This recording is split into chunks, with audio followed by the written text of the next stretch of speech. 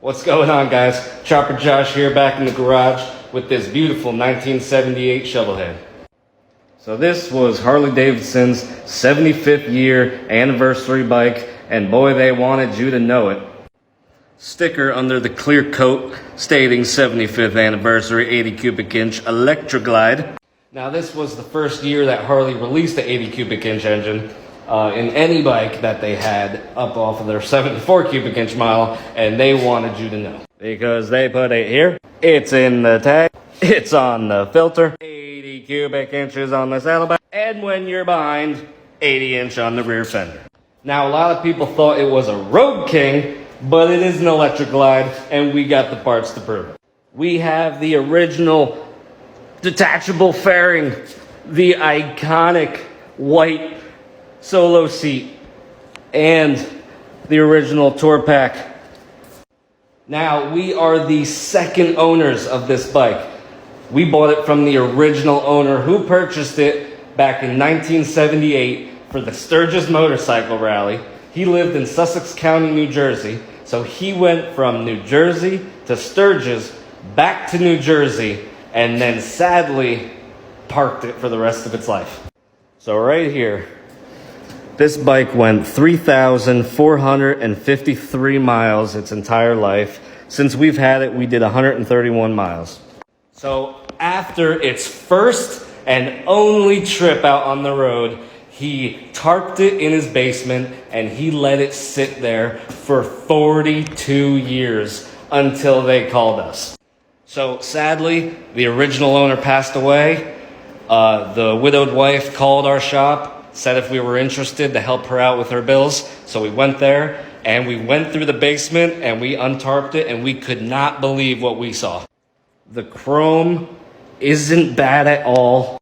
There's a couple of highway chippers from the road up in this old paint. We got some beautiful brake line vibration. But other than that, when he stored it, he drained all the oils, all the fluids, drained the carb, nothing. All we literally did was put gas in it, put a new battery in it, and put a new petcock on it. Now people wanted to see what it sounded like because nobody actually believed that it ran, so just bear with me. It's no fucking Vance and Hine long shots, but it's cool.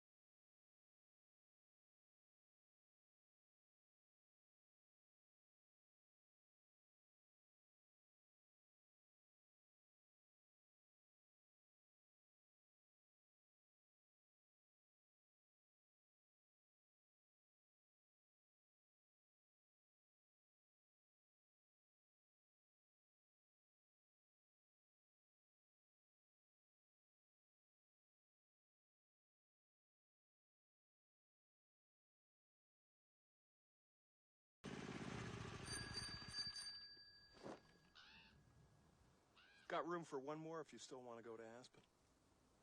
Where did you find that? Some kid back in town traded the van for it, straight up.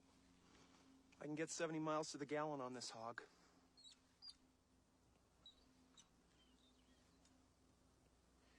You know, Lloyd, just when I think you couldn't possibly be any dumber, you go and do something like this. And totally redeem yourself!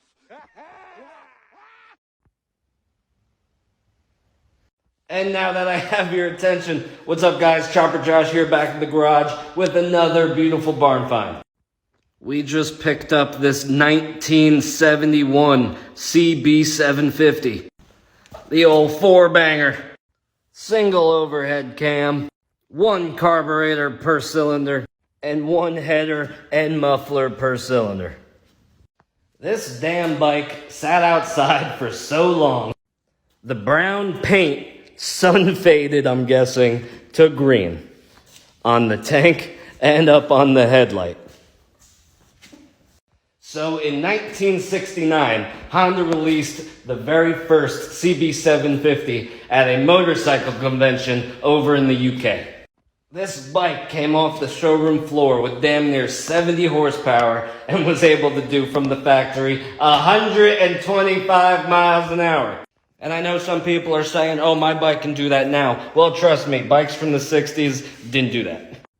So this motor right here is the reasoning behind the term superbike.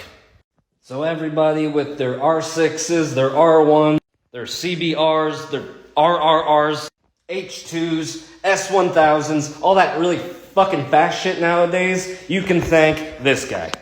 So this 739cc single overhead cam was produced from 1969 to 1978. After 78, they went dual overhead cam, more parts, more weight, more problems, more crap to break, you know?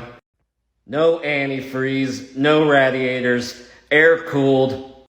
Hasn't been inspected since 1991, which was the year I was born, just to give everybody a little bit of time lapse. This bike is also in the AMA Hall of Fame and listed as Discovery Channel's News and Magazine's best motorcycle ever made. Ever. It does currently have 23,031 and a half miles on it. But no, sadly, it does not run. Yet, the carburetors are completely locked up, and the gas tank looks like it's full of chocolate pudding. But we are going to keep working on this thing every day after work to try to get it running. So now I just need help with what I should do. Should I restore it back to its original show quality from back in the day? Should I just get it running and rock the old patina? Or should I chop it up and make a 750 chopper out of it? I don't know. Y'all gotta decide.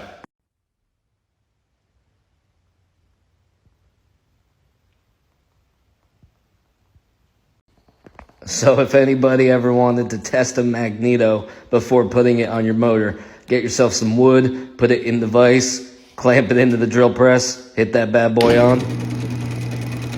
Look at that. Beautiful. Totally not safe, but beautiful. Now, homie, where you make it? You like to see homos naked? Homie, where you make it? Yeah, you like to see homos naked. That's cool, man. Whatever. No. Homie, where you make it? Guy likes to see homos naked. That don't help. Yes.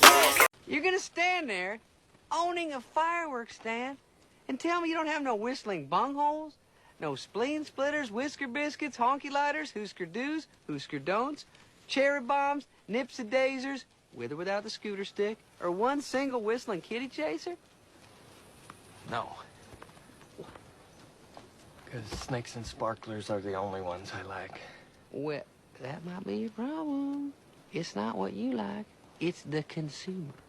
Welcome back to another episode, part 3, I believe, of how people wear their hats at motorcycle dealerships and what it means. And thank you for noticing, yes, I am wearing a tropical button-up to work today because I live in Pennsylvania, it's cold, it's raining, and I can't afford a vacation. And yes, my ears are still tucked into my hat, but enough about my dripping swag. Let's get started. And after reading through my 17,312 comments of what does this mean, oh God, I'm going to ruin my hat. Here it goes. First up is the 60-degree bend.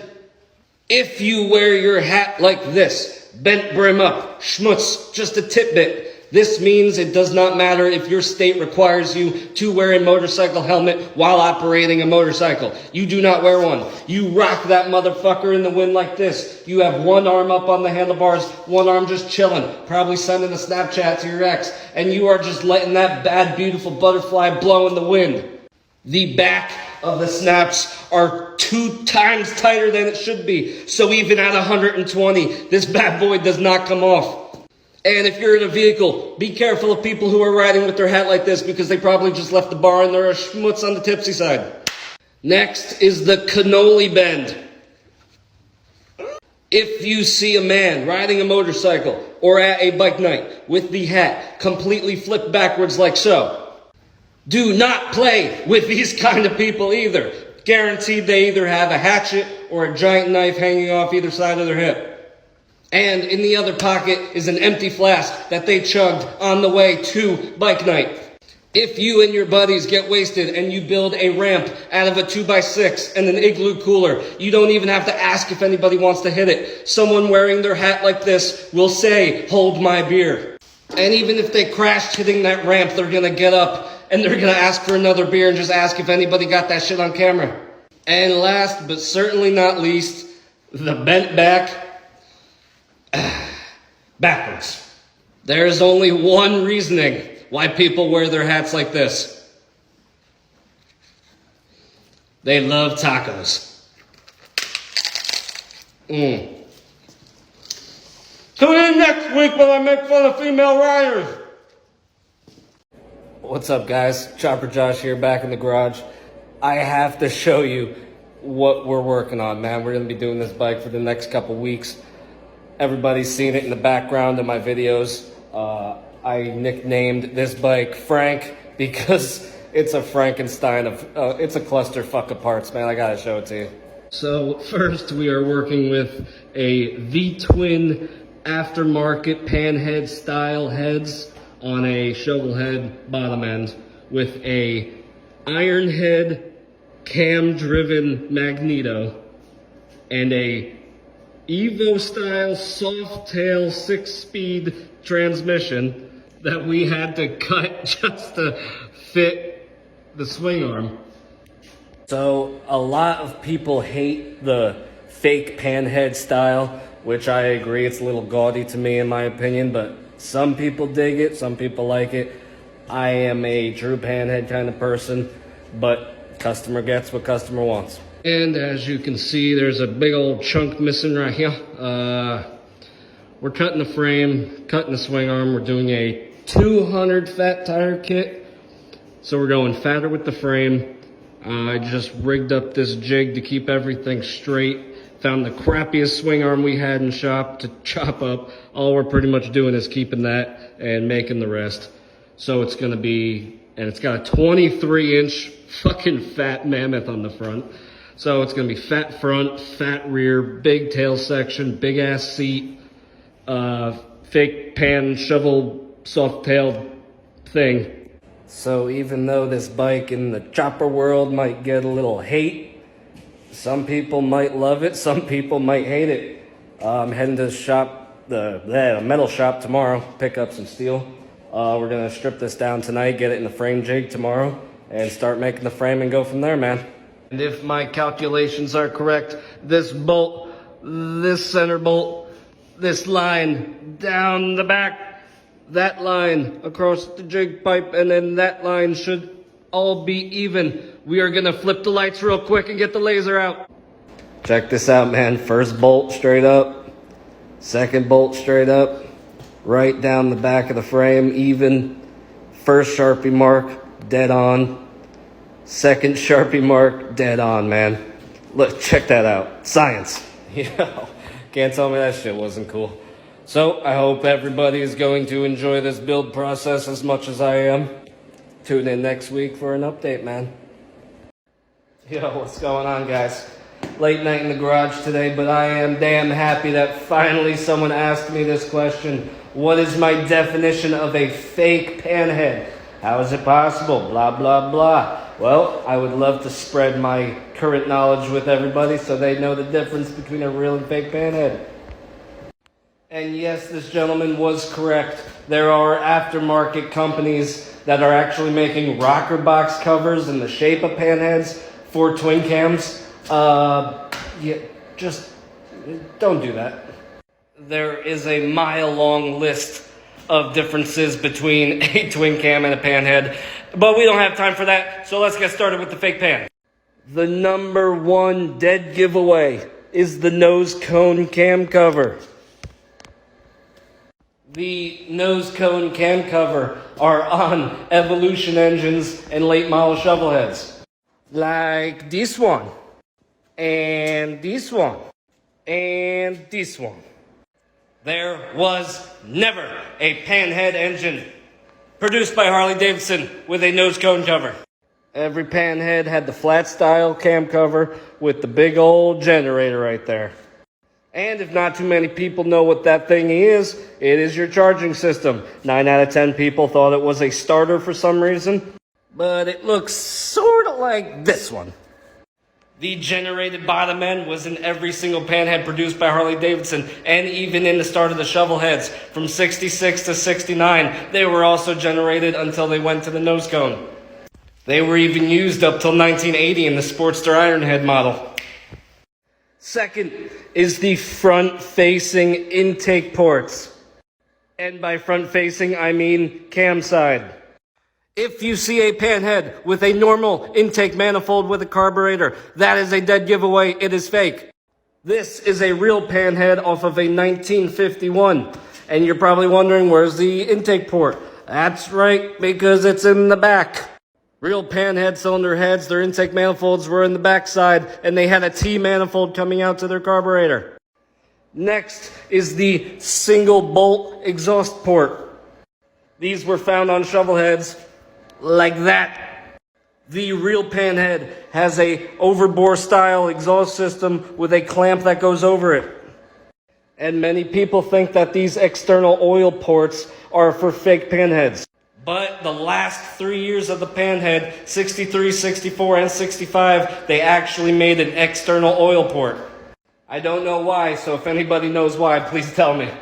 So those were my top 3 ways to spot a fake Panhead. Hopefully this was informative. Informative? Sure. Rock on. How to piss off my family members this Thanksgiving.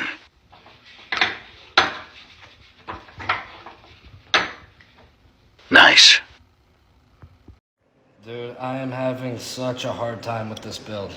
Oh, well, you know what they say there, buddy. Only the brightest of stars shine on the darkest of nights. Shut the fuck up. Good evening, all my friends and felons. Tonight's topic in the garage, we are going to be discussing whips. Yes, whips. But no, not those whips, you dirty little bastards. We are going to be talking about motorcycle whips. Now, even though who wouldn't enjoy a good whipping in the bedroom, that kind of content is for my other website. This is TikTok, so let's get started. So, a majority of you understand what I'm saying when I say motorcycle whips. For those who don't know what I'm saying, it's those long pieces of rope that are normally hanging off the clutch or brake lever off of a motorcycle. Usually only found on Harley Davidson motorcycles. And for those of you who have seen it and know what I'm talking about, you're probably asking the same question I am. Why? I do not know the reasoning why, so I cannot answer you that. But what I can do is message some of my followers who I've noticed have the whip, aka the get back whip, so they call it. And I asked them, hey, what's the deal with the whip? And I got 3 replies, and hear what they said. The first gentleman to answer me back said, it's for when I'm on the highway and cars cut me off. I break windows. ... That'll show them. Sir, I highly doubt, unless you're from Texas, you riding a motorcycle that I'm going to say around 60 miles an hour, and you try to break out the whip and smash out a window. I think the only thing getting whipped that night is your ass by your wife when she comes home and realizes you totaled your motorcycle. And like, this ain't Raiders of the Lost Ark, man. What's next? Is a big old boulder going to be coming down the road, fucking trying to get you in traffic, and you slide under a door and grab your helmet right before the door closes? Come on, man. The next reply literally said, I roll through a lot of gang-related area. I use it for protection. Sir, unless you are fighting a trained circus lion, if you're standing in front of a gang member holding guns and you say, hold on, let me go grab my whip, I'm sorry if I was riding with you or not, man, I'd be on their side. This man literally said, I'm not going to buy a firearm. I'm not going to go get a knife or a hammer. I'm going to buy a whip. The third person to answer me, God's honest truth, he said, Chopper Josh, I'm going to be honest with you. I was at a red light once, and I got attacked by a turkey. A fucking turkey. Like, I got turkeys in my area too, man, but they don't attack. I could just imagine being in the car behind them, seeing this guy beating the shit out of a turkey with a whip, dude. So, those were my 3 responses I got. Why'd y'all buy a whip?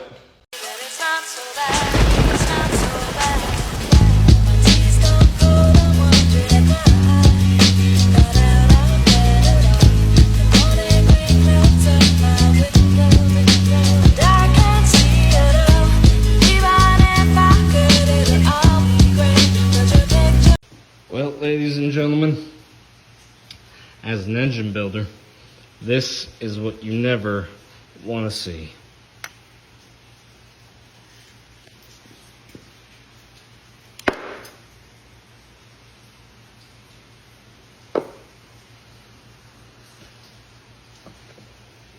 Uh-huh.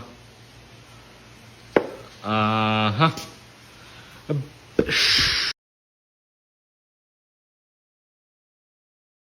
Alright, man, so that video I posted yesterday, I just want to say got a couple stupid ass comments.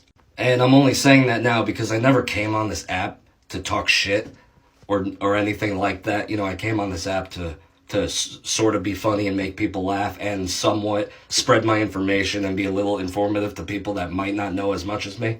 But I have been building Harley Davidson engines since I was 14 years old, and that's still what I do for a living. I've worked at multiple shops and multiple Harley dealerships, and that's just what I do. I've never had the opportunity to crack into a knucklehead engine. One, because I can't afford it, and two, if you own a knucklehead, you're not going to take it to some other guy to work on, trust me. But everything from that, man, panheads, shovels, evos, twin cams from 88 to 110 to the 120R, up to the bone stock 107 Milwaukee-Eight to a stage 5 131 build. I've done literally all of them. So when I come on here and I talk about how junk Milwaukee-Eight motors are, it's not because I'm jealous because I can't afford one. I had one for almost a year and then I sold it because I couldn't fucking stand it. So I can clearly say personally and 100% confident that since the 30s till now, the Milwaukee-Eight is the worst manufactured Harley motor in the history of Harley Davidson. And it's really hard for people to understand that because they're like, oh, dude, it's revolutionary. It's one cam. Yeah, they've been doing that their whole fucking lives. And oh, it's a 114 and blah, blah, blah. They try to hit me with information thinking I don't know. Like, I literally have rebuilt more Milwaukee-Eight motors in my life than any other fucking motor just because of the amount of problems they have. And then one guy commented, said, whoop, time to upgrade to a M8. Like, dude, leaving a Shovelhead to upgrade to a Milwaukee-Eight is like telling me to kick Derek Jeter off my baseball team and recruit the blind kid in a wheelchair playing fucking t-ball. So somebody let me know if they want me to make a video about my current knowledge of the Milwaukee-Eight motor and the actual insides and the guts of this engine and why this motor just continues to fail and fail and fail. It's probably going to be like a 5-part video, so I'll start on it tonight and hopefully get it done by Sunday. And just let this sink in real quick before I go. The 114 is 1,866 cc's. Let that sink in, okay?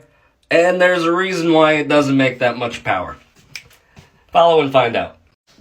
Welcome, nerds, to my part 1 of my 47-part series of me explaining to people why the Milwaukee-Eight Harley Davidson engine is the worst manufactured engine from Harley to date and possibly the worst motorcycle engine on the face of the planet.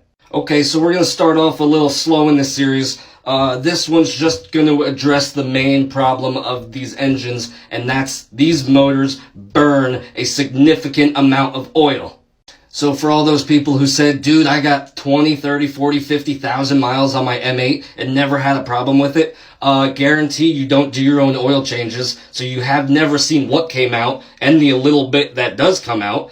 2, you probably never had your exhaust header pipes off and looked up into your exhaust ports and seen the amount of oil, or had your throttle body off to look inside of your plastic fucking intake manifold that we'll talk about in another episode and see exactly how much oil is actually going into your engine. So the first matter of cause of why these engines burn so much oil is because of the piston ring end gaps. And I got this sweet ass iron head piston here for demonstration. So this is your standard piston ring. When the piston ring gets put onto the piston and into the cylinder, it gets crushed for a nice seal, and then that right there, that little gap, is your piston ring end gap. So this little ring end gap has a spec. It has a spec for a feeler gauge for once it's inside the cylinder. It has a top and a bottom, and it actually has a location on the piston on where it's actually supposed to be faced. So for a proper cylinder seal, the end gaps of each piston ring should be located at the four corners of your piston. So when this piston comes up, it doesn't go straight through all four piston rings. We call that blow-by. If the end gaps are 180 and 90 and 180 separated, it creates a very hard area for that air to get through. And by the time if it made it down, that piston's already heading back down. People who assemble the engines at the Harley plant don't give a shit about your piston ring end gaps. 72% of the times, these dickwagons just put the piston rings on the piston and they leave all the end gaps aligned straight together. This blow-by creates piston ring damage and uneven cylinder wall wear. So it's literally every time it's running, it's just a little ticking time bomb waiting to blow. And if air goes down, when this piston comes down, oil goes up. Boom, out your exhaust, burn never to be seen again. So tune in for Tuesday's episode where I explain to you exactly just how much plastic is inside the engine. Okay, nerds, here's part 2 on why Harley Davidson Milwaukee-Eight engines burn so much oil. If you didn't see part 1, go back on my page and like that shit. So, reasoning number 2 on why these engines burn so much oil is because of their valve guides. Okay, so I have a donor twin cam head just to show you. This is your valve spring, and this right here is the valve guide. The valve guide's job is literally in its name. It guides the valve up and down while it's moving, being pushed up and down by the rocker arm forced by the camshaft. Now, these valve guides are pressed into the cylinder head for a oil-tight seal, as they thought.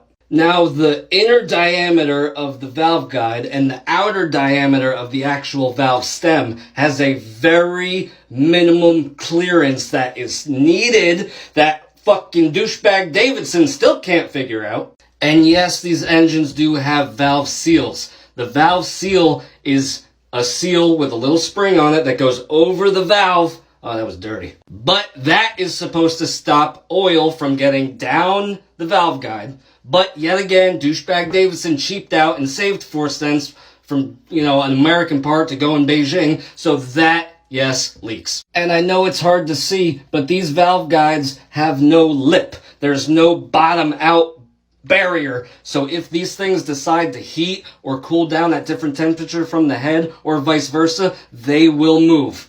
And for some reasoning, the machining on these heads are just junk, and half the times if a valve guide is needed to be removed, you can literally just take a hammer and fucking punch them right out. So, if you ever have your exhaust or intake manifold off of your Milwaukee-Eight, take a flashlight and look up into them ports, and you'll see a nice sumped little oil ring around the bottom of each guide. And no, each cylinder does not have 1 or 2. The M8 has 8 fucking valves, so 4 valves per head for no fucking reason. So each cylinder has 4 valve guides, and they all fucking leak. Your 2 intake valve guides will leak oil into your combustion chamber once that intake valve opens. Your exhaust valve guides will leak oil into your exhaust pipe, acting as if it's being burnt off. It's all crap. So the next time you go to Harley and you pay for a $450 service, ask the technician, say, hey man, how much oil came out? If he say 5 quarts, he's fucking lying. If he says 3, just keep an eye on it. Dude, tip him $20 because he'll save you in the long run.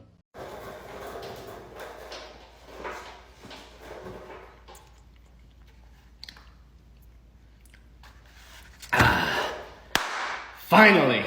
So first off, I just want to say thank you, sir, for writing that. You are 100% correct, and I'm happy, finally, after 60, 70, 80,000 views, someone finally picked up that I said stage 5 and not stage 4. And if you're not following my 47-part series of why I think Milwaukee-Eight motorcycles are junk, go back on my page and like that shit. And if you are following my 47-part novel, I left a little something out. I am going to be putting in, I like to call them little Easter eggs. They are things that aren't necessarily true at the time, that may not sound correct to people who do know what they're talking about, just to see if anybody comments that they actually found what I said that was wrong, but technically is correct. So I said that I've built a stage 5 131. When anybody knows, if you have a 131 or looked into it from Harley, Harley advertises it as a stage 4. So in the Harley world, Stage 4 is classified as a cam chest kit, intake and exhaust, bigger bore cylinders and pistons, headwork with throttle body. So if you own, built, or looked into the 131 Stage 4 kit, roughly you're only getting about 120 horsepower, and pray to God you get 130 foot-pounds of torque. Now, are those bad numbers? No. Are they good numbers? No. That motor right there is right in the middle of what I call fun and comfortable. But we're going to crack into the information about the 131 motor another day. So if you purchased your 131 just for bragging rights and a badge, just so you could tell people you have a 131, good for you. If you did it for performance and optimum power, then you just wasted your money. Because I am here to tell you that yes, there is a Stage 5 131. And these motors are making 150 foot-pounds of torque and over 150 horsepower. 100% they are still junk and they won't last long, but they make more power than the Stage 4. And right now, if you're scratching your head wondering how a Stage 4 and a Stage 5 can still be both a 131, but make so much more and different horsepower and torque, just follow, fuck around, and find out. What's going on, guys? Chopper Josh here, back in the garage. Good morning, good night, good afternoon. I don't even know what time it is. But somebody commented on one of my earlier Milwaukee-Eight videos and said, why do they even call you Chopper Josh? So, here's my explanation. You see this bad chicken right here behind me? These are the bikes I ride. This is my personal motorcycle. This bad boy is a 6-over narrow springer front end, king queen seat, kick only with an open chain primary, and a 93 cubic inch stroker Shovelhead motor. Bad bitch right here behind me. And you know, it kind of got me thinking, is there anybody even out there still, you know, that actually rides older bikes? Because I've been seeing a shitload of brand new bikes on here, man, but I feel like I'm in a category of the dying breed. So guys, this is what I ride, man. Let me know what you guys ride. Hopefully it's pre-2000s, 70s, 80s, and 90s are my shit, man. If you got anything earlier than that, I envy you. Rock on. Have a blessed day, everyone. So this is week 1 of me watching Sons of Anarchy. Look, man, this is week 2 of me and my family watching Sons of Anarchy. Okay, darling, this is me, week 3 after watching Sons of Anarchy.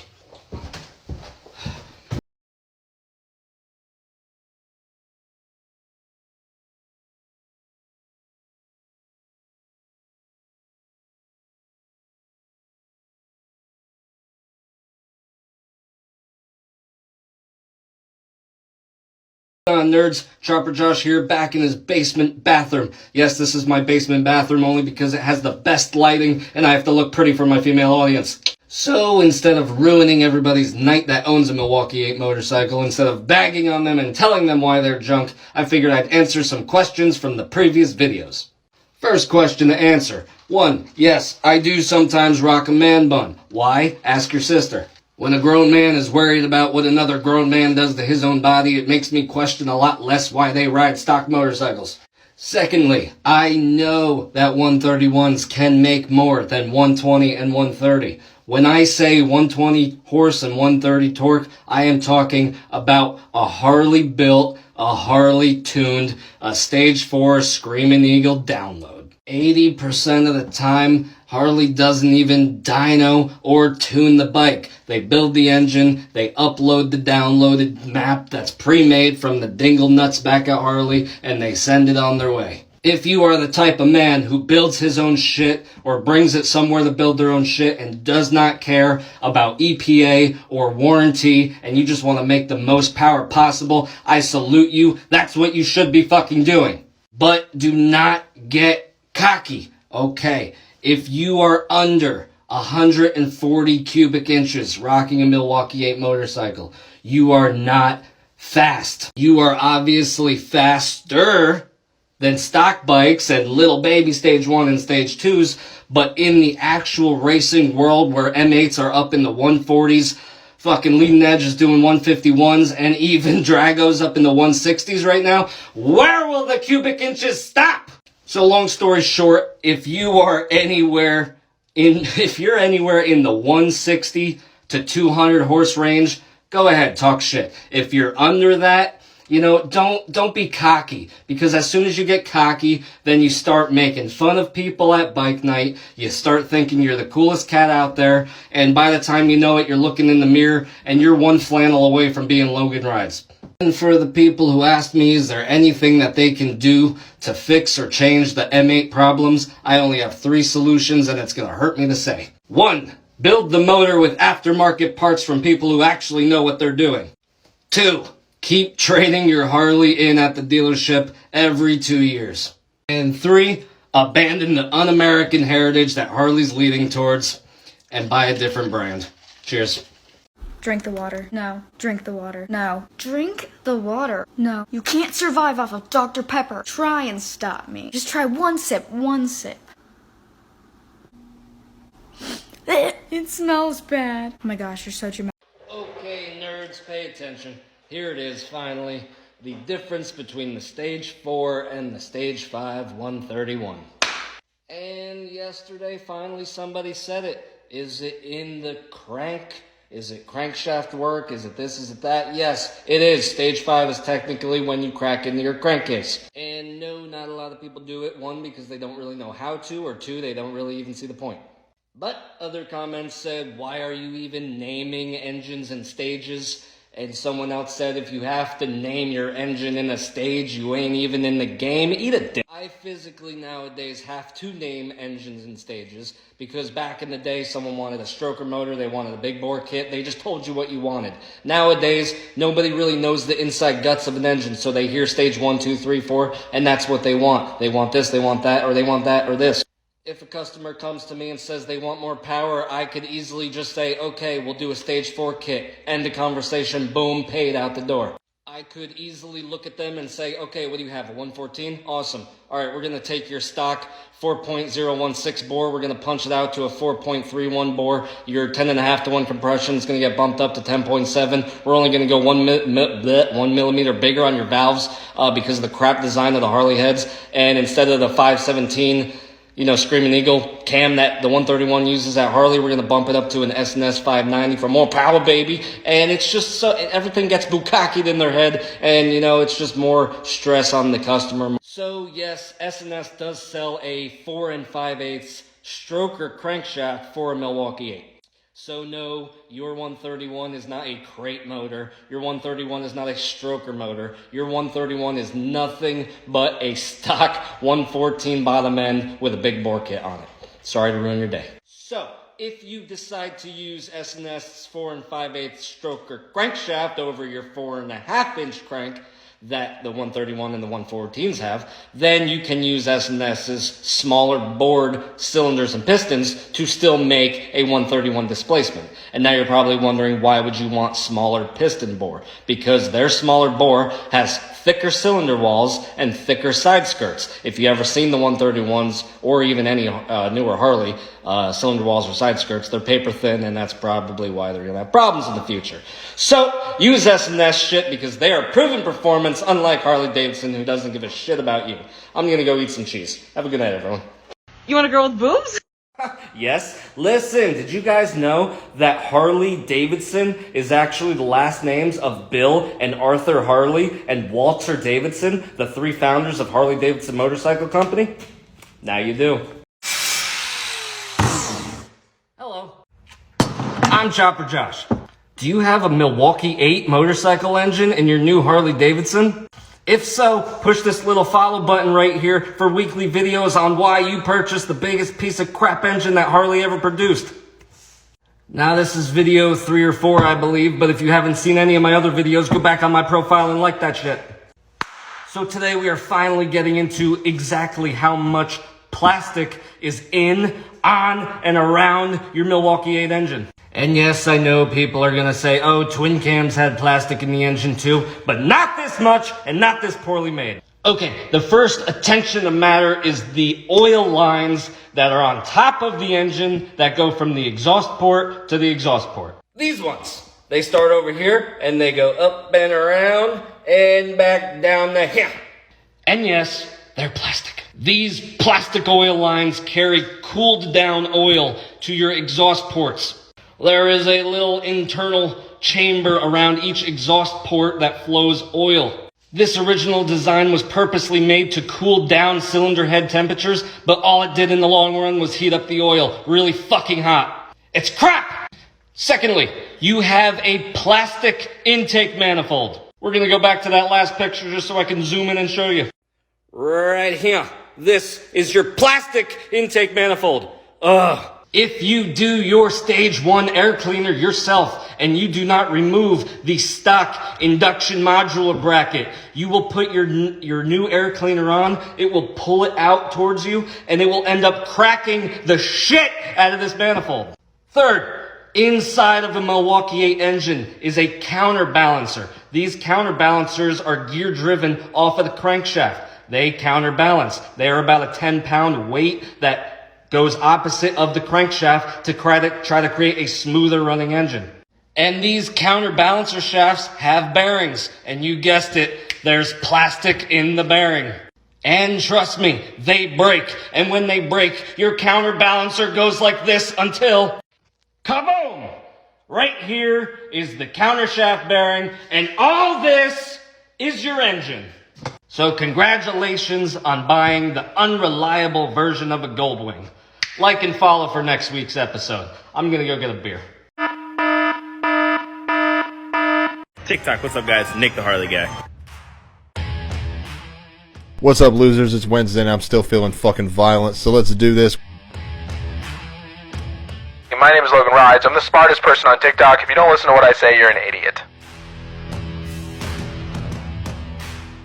What's up, nerds? Chopper Josh here, back in the garage with another daily dose of disappointment. Do you own and ride a motorcycle, but you're not drowning in women like the rest of us? Here's a couple motorcycle pickup lines to help. You want to know what you and my Harley have in common? You both got huge jugs. My oil ain't gonna be the only thing leaking all over your floor tonight. How much were those Harley jeans? Because in my shop, they'd be 100% off. What do you call a motorcycle that laughs? A Yamaha. Baby girl, I want to treat you like my motorcycle. Keep you locked up out in my garage and hide you from my wife.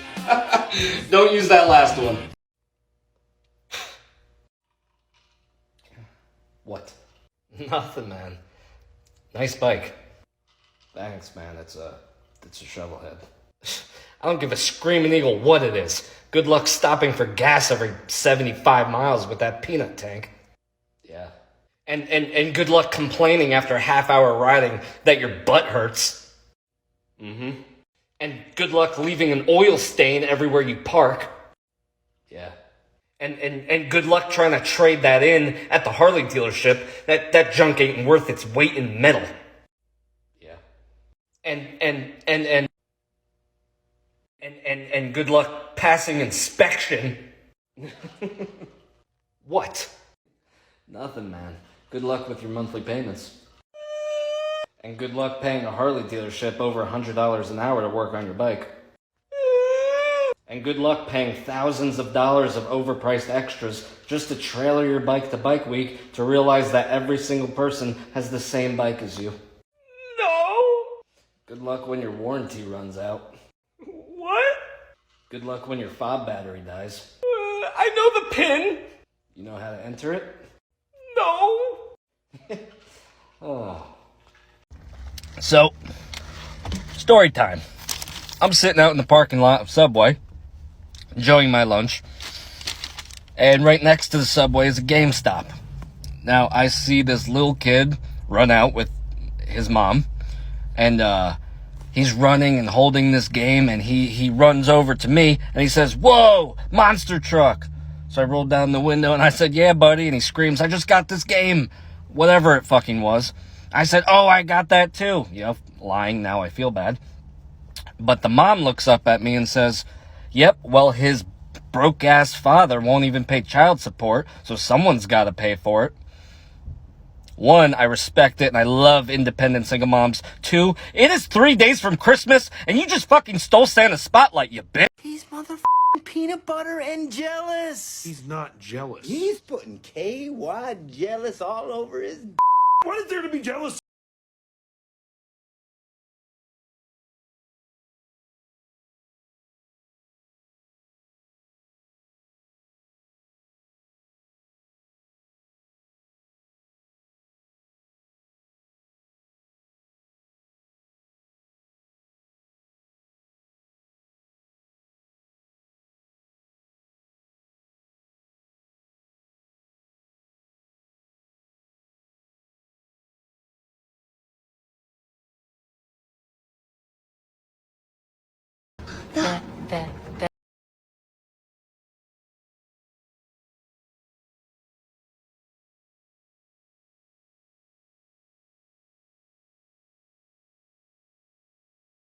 All right, sweetie, you ready to get some new notebooks and protractors and slacks? I want blue jeans. You're getting slacks!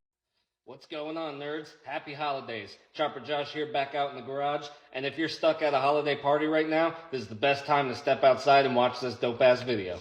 So if you were planning on buying your son, daughter, or a loved one a dirt bike this year for Christmas, but didn't because of money or just couldn't have the time, wait until you see this. I am a very large KTM fan, so here is the 2022 lineup of the KTM dirt bikes.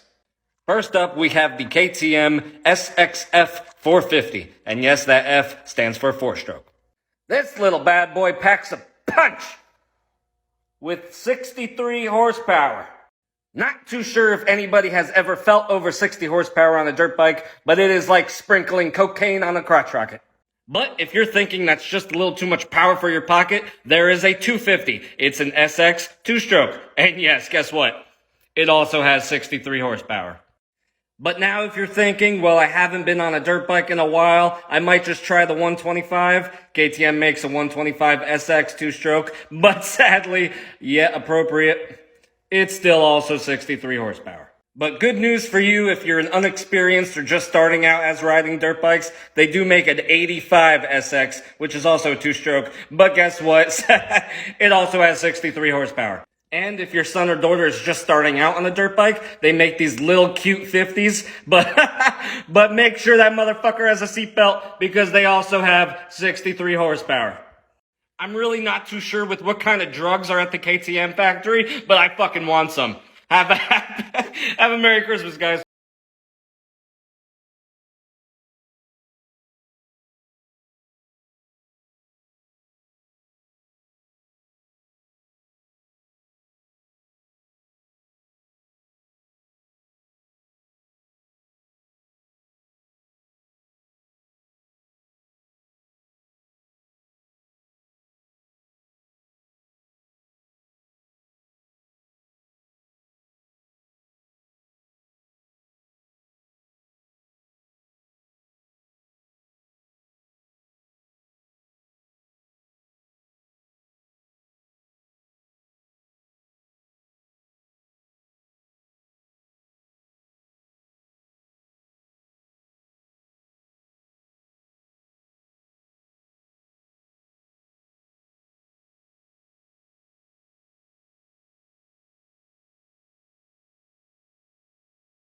Girls, people arguing about what motorcycle brand is the best. But I think we can all agree on that nobody in life should encounter that scenario or that pain of losing a 6-week-old infant. So, if all of my followers see this, and you can please go on his page, I'll tag him in the bottom. If you can go on his page, see his video. He started a GoFundMe, and even if you don't donate, just send him a comment, spread the love, put him in your prayers, and show him that TikTok isn't just about who's got the best motorcycle, who's got the best this. We're a small family, man. And I love every single one of you as much as you might hate me. It's nothing but love. But when something like this comes across my path, I had to share it, man. My condolences to you and your family. And I hope nothing like this ever happens to anyone. Much love, brother.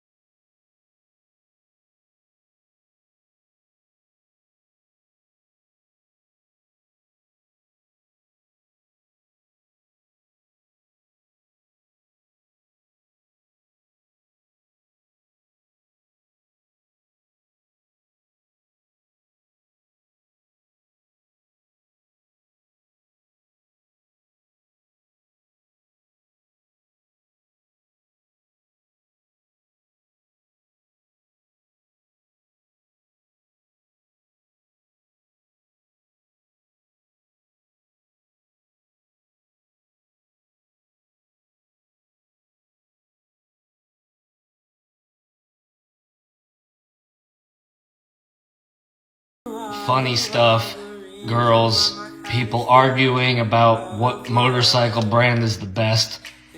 But I think we can all agree on that nobody in life should encounter that scenario or that pain of losing a 6-week-old infant. So, if all of my followers see this, and you can please go on his page, I'll tag him in the bottom. If you can go on his page, see his video. He started a GoFundMe, and even if you don't donate, just send him a comment, spread the love, put him in your prayers, and show him that TikTok isn't just about who's got the best motorcycle, who's got the best this. We're a small family, man. And I love every single one of you as much as you might hate me. It's nothing but love. But when something like this comes across my path, I had to share it, man. My condolences to you and your family, and I hope nothing like this ever happens to anyone. Much love, brother. Yeah, you fucking want that? Yeah? We are fucking over, you fucking dumbass. I hope that you choke on a piece of concrete and literally go to hell. I will see you in fucking hell, you fuck. Oh boy, guess what time it is? Choppertime, baby! Seriously. So today out in the garage, we are going to be taking this old, nasty Ironhead fork lower, and we are going to be making a beautiful, polished, shaved lower. And for those of you who don't know what a shaved lower is, I am going to show you. It is everything that is not needed, just chopped off this thing. No brake caliper mount, no front fender mount, no fucking reflector plate. Beautiful shaved. So on this old Ironhead roller that I have, you'll see right here, there will be no bracket, no plate, just beautiful, one piece all the way up, smooth, gorgeous. Let's do it! Okay, ow. First step is we're gonna get this bad boy set up right here in the lathe. Okay, so once it's in your lathe, we are going to sawzall chop every bracket off of this lower. It's chopper time, baby! Okay, so after all the tabs and brackets are cut off, this should just look like that, and like that. Okay, man, so here's my favorite part. We are going to start from the top and work our way down. Alcohol first, safety second. There we go. Take me home to the place I belong.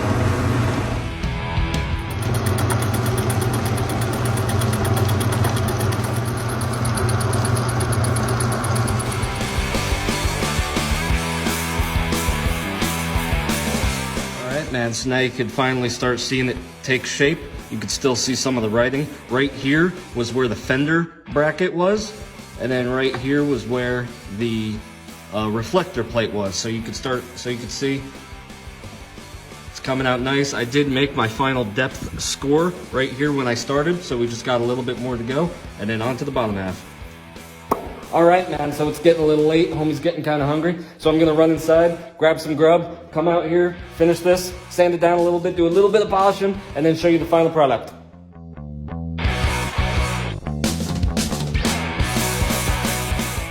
And here she is, man. Woo-hoo. So we are going to get this off the lathe, we are going to, actually I'm going to finish off. I have some step bevels on the top and bottom to finish. And then I'm going to sand where I couldn't get with the lathe by hand. We just went from this to this. But don't let TikTok fool you guys. This bad boy right here just took me about 3.5 hours. So I appreciate everybody who tuned in to watch. I'm gonna go get a beer. Have a good night, everyone. How many drinks would it take for me to go home from the bar with other members of Harley TikTok if they were girls? Let's jump into it. First up, we got Mr. Sneaky Texan. Okay, it's not as bad as I thought. Like 4 or 5 shots, 3 beers. TikTok's favorite Dyna bro, Mr. Logan Rides. Let's see. I like 6 shots, 2 beers, maybe 5 shots, 2 beers if he does the hat flick. Mr. Nick the Harley guy. Alright, Nick, let's see what you're working with. Okay. 3 shots, 2 beers. Also, even in girl form, Nick still looks like the type of person that works at a Harley shop. Last but certainly not least, we got Chopper Josh. Let's see if we can end this on a good note. Alright, 4 shots, 3 beers, and I'm allowed to make at least 2 ginger jokes throughout the night. God damn it! You expect me to risk my life for pizza? With pepperoni! You son of a bitch. I'm in. Pay attention! First off, I just want to say I will get to everybody's questions and comments on my last destroker video. But today we are just going to start with the comments that said, you cannot make more power with a smaller displacement engine. If you have never built a Harley engine for drag racing purpose only, then shut the fuck up and pay attention. Harley Davidson engines are literally ran off of the rotational force of the crankshaft. Meaning there is only 2 cylinders per Harley engine, and each piston moves up and down together only a few degrees off from one another. So, unlike your 4, 6, or 8 cylinder, where there's other pistons being forced down to help another piston be forced up, Harleys don't have that, so the only thing that forces the piston from bottom dead center to top dead center is the rotational force of the crankshaft. And that is exactly why Harley crankshafts weigh 50 fucking pounds. If you roll a small car tire down a hill next to a giant truck tire down a hill, once that hill ends to a flat surface, which one's gonna roll further? The giant truck tire. Why? Because of the weight of the rotational force. It's fucking science. So, in a Harley motor, if you add a very high compression piston to a long-stroked engine, you will actually lose power. Why? Because at low RPM, when that long-ass stroke is trying to push up that 12, 13, 14 to 1 piston, it is going to be struggling, destroying your low-end torque. Because there's no other pistons being forced down, helping that piston being forced up. You getting what I'm saying? And that is exactly why all of the stroker kits you buy, or all of the crate motors, or the big bore kits that you buy for Harley engines, only come between 10 and 11.5 to 1, standard, because of this reason. And even though Harley Davidsons are limited to RPM because of the valve train design, the best way for horsepower is to get to the peak RPM the fastest, which is high compression and small stroke. And yes, I am aware that I will be losing my low-end torque with shortening my stroke, but I am not after low-end torque with this engine, since this build is going to be going into a lighter chassis. This engine is being built for one purpose and one purpose only, to go from point A to point B the fastest way possible. So thank you to all my new friends and followers, man. It's going to be one hell of a year. We're going to make some stupid high horsepower, and we're going to make all the stroker kit boys wonder why my little Mighty Mouse engine makes more power than they do. Have a good night, guys. Oh, dude. Sweet bike, man. Well, you clearly know nothing about motorcycles, because it's not a bike. It's a custom big wheel bagger. Bitch. Okay. Pussy. Yo, Josh, did you just hear what that trailer queen called you? Yeah, man, it's cool. I stole his fobs. Oh! Let's go throw him in the ocean. Nice wheels, nerd. Dude, chopper swappers on Instagram really be like, full rolling chassis, no title, 4,700, shipped on buyer's dime. 16-inch drum brake rim, pitted, cracked, needs new spokes, 300 shipped, CAD. I'm raffling off my bike. $100 per ticket. Only 47,000 tickets available. Limit 5 per customer. Harley Davidson Softail Frame. Special construction title. $4,200. Shipped. Or trade for running Shovelhead. 1978. Barn find. Harley Davidson Shovelhead. Selling for a friend. DM him if interested. Thanks, bro. S&S air cleaner cover. Pitted. Scratched. Will polish up nice. $12. Shipped.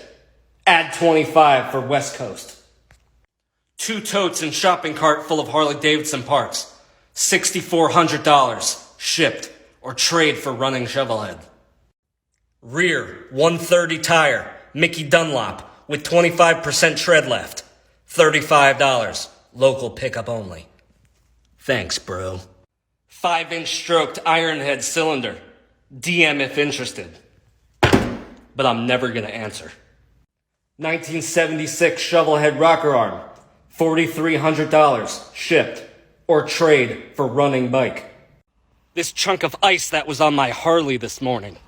DM if interested. Serious inquires only. Thanks, bro. Part 2. Hit up profile for part 1 first. I'm the alpha, bitch! Guys, this might work. Alright, so we're gonna take the pivot bolt out of the swing arm. We're gonna disconnect it from the frame and we're gonna hike up the back and see if we can get the back of the motor to actually fit over the swing arm and put the original bolt right through it. I think. Oh, it's so close. It's so close to lining up, but it's gonna hit this back of the tail section. Oh, Sarah! Oh, Sarah! On my own fucking daughter's wedding day? Seriously? Never disrespect daddy like that ever again. And this side too. Holy shit, guys. It actually went all the way through.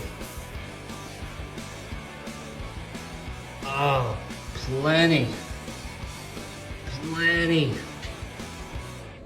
So these motors are originally dual throttle, intake manifold, dual throttle body, fuel injected. So obviously there's not enough room for throttle bodies right here.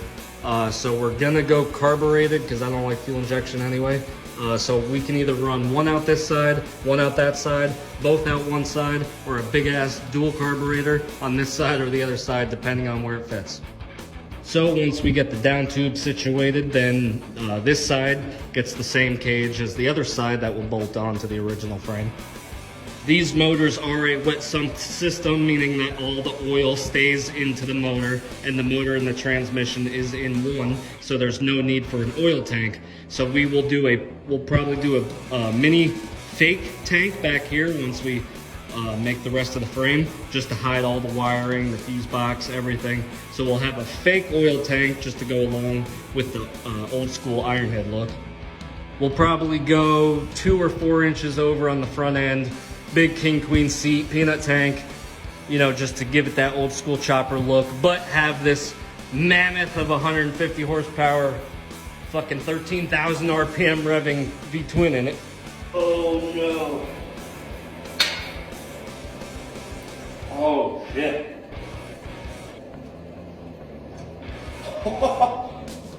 Woo! Dude, this motor looks fucking huge from here. Holy crap. Yeah. Thank you everybody for joining me in the garage tonight and trying to make this thing happen. Time to go order some parts.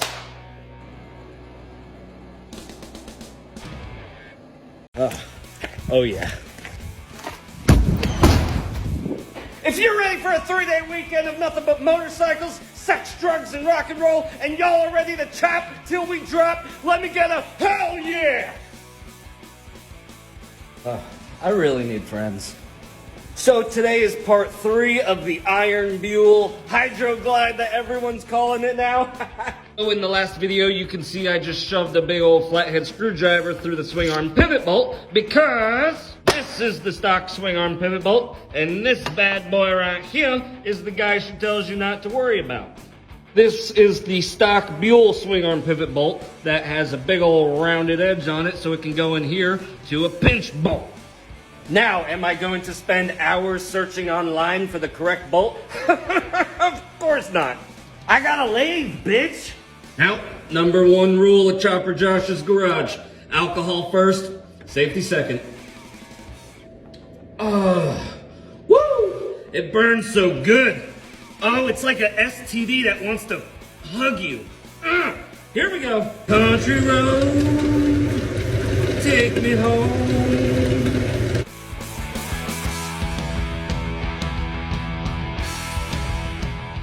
Alright, man, so by now we had to do some damage.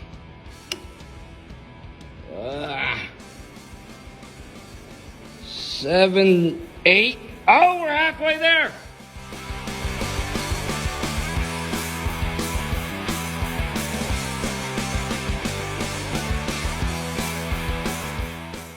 Well, ain't gonna get much gooder than 0.625 than that. Yeah. Fucking chocolate chip mint. Time to see if she fits. Beautiful. Beautiful. Little Caucasian persuasion. Alright, so now that's in all the way on the old original threads, and this is perfectly in and flushed, and then that's what gets the pinch bolt to lock in this swing arm pivot bolt once it's tightened down. Here we go. Oh, it's beautiful. Dude, that guy in the comments was right. He was like, could you imagine if Eric Buell knew that someday someone was going to do this? So he made the swing arms the same size? Ah! Alright, man, so since I had to lathe off the original threads on the swing arm pivot bolt, we just have to tap the tip with the new thread count and hopefully just helicoil the motor to the next size thread down, send that bolt right in and have everything locked and tight. Dude, we're almost fucking done. Stay tuned for fucking part 4. Maybe tomorrow, man. Have a good night, guys. Welcome to Chopper Josh's Show and Tell, where I show you pictures of what I drew when I was drunk, and then we build it out in the garage and see if it works. So a lot of people had a couple questions about the frame design and the strength of the Buell Iron Hydroglide frame that I'm going to be building. So let me show you. This is going to be the external cage on the left and the right side of the frame. There will be 6 mounting points from the front to the back. The center mounting point going right through the motor. The rear mounting points mounting to the rear cylinder head and the base where the swing arm is connected. And the front mounting points is going to be the front cylinder head and eventually along on the down tube where I mount the radiator. So you can kind of see how it's going to look once the cage is on. And same 6 mounting points on this side. And then the top bolt, that's going to go all the way through to a structured frame point. And yes, there's going to be gussets and other frame strengthening little doodads that I'm going to add here and there. And we do have to make the other half of the tail section around the rear cylinder head. So in the long run, the frame is hopefully going to look like this. These 6 mounting points right here are going to be the external cage on the left and right side that I just showed you. So the only thing stock is going to be this backbone and the piece of the tail section. And that's going to be the section we're going to make around the rear cylinder. Should work. Fucking hope it works. Also, big news. I am sorry to let everybody down. I lied to you, but we are not going carbureted. I am sorry. We are going fuel injected. Oh, sorry. Why, you might be asking? It's because of the CFM flow of the cylinder heads. For those of you who do not know what CFM stands for, it's cubic feet per minute that air can flow through your heads, and I'm going to get to a video about that tomorrow because that is very, very important to know while building an engine. So as of now, I have to suck it up and just go fuel injected. Whatever, man. Horsepower is horsepower, bitch. And daddy wants all the ponies. So, I'm a little hungover today after last night, so stay tuned for tomorrow for part 4. Probably just going to make some funny videos tonight in the garage. Have a good night, everyone. Oh yeah, and I forgot it last time, so let me just say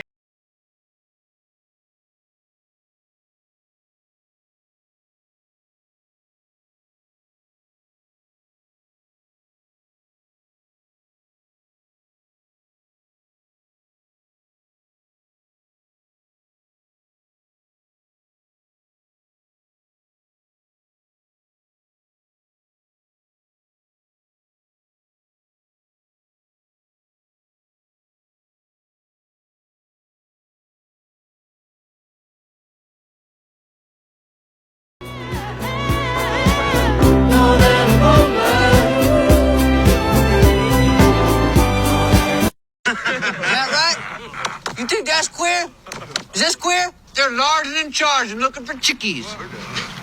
You want to back that up? You want to fight? Why don't you stick your head up my butt and fight for air? That's it. You and me.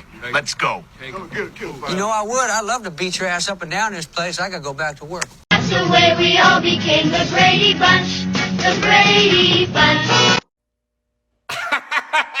So if y'all have not seen my stitched video from Chris James yesterday of the 2 dudes looking at you, or the 3 dudes looking at you who love motorcycles, check that out. Dude, ever since then, dude, there was like 100 people stitching that. I think I got to everyone.